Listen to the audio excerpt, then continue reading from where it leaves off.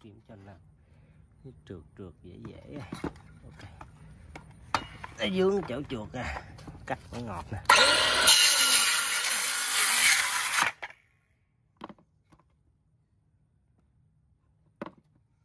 Dướng nè, cắt nó vẫn bóng nè.